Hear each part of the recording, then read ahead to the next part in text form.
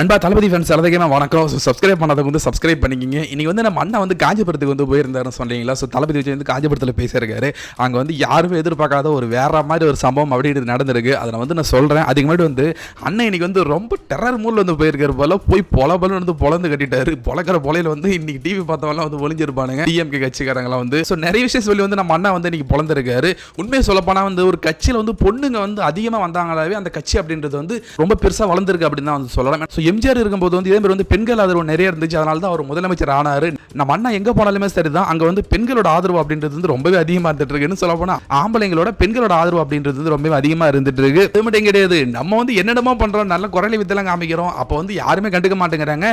ஆனா விஜய் வந்து ஒரே ஒரு மேடையில் வந்து பேசினாலே அதுதான் வந்து தலைப்பு செய்தியா இருக்கு.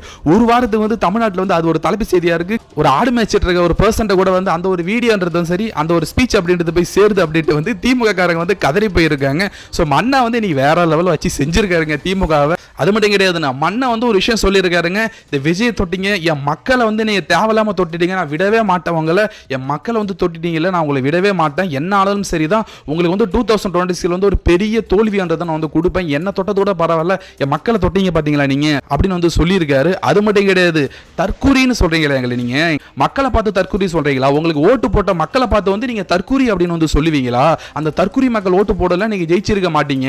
மக்களை பார்த்து வந்து இவ்வளவு ஆணவமா வந்து நீங்க தற்கூரின்னு சொல்றீங்க இல்லையா, அந்த மக்களே வந்து உங்களுக்கு 2026 ஒரு பெரிய பாடம் அப்படின்றது வந்து புகுத்துவாங்க. 2026 வந்து நீங்க கதற போறீங்க அப்படின்னு வந்து நம்ம தளபதி வந்து சொல்லியிருக்காரு.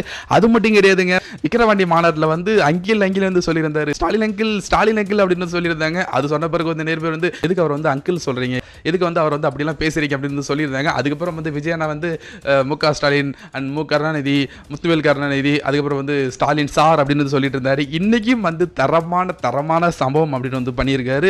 கடைசியாக வந்து பேசி முடிச்சுட்டு வந்து சார் அங்கிள் அப்படின்னு வந்து சொல்லியிருக்காரு. ஸ்டாலின் அங்கிள் அப்படின்ற மாதிரி வந்து தளபதி விஜய் வந்து கடைசி பஞ்சை வந்து கொடுத்துட்டு இருக்காங்க.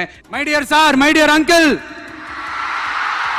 நீங்கள் வந்து உங்களை அப்பான்னு வந்து ஊர்ஃபுல்லாக வந்து பேசிட்டு இருந்தாலும் சரிதான், அங்கிள் அப்படின்னு சொல்கிறப்ப தான் ஊர்ஃபுல்லாக வந்து பரவுது. அதுதான் தளபதியோட பவர்.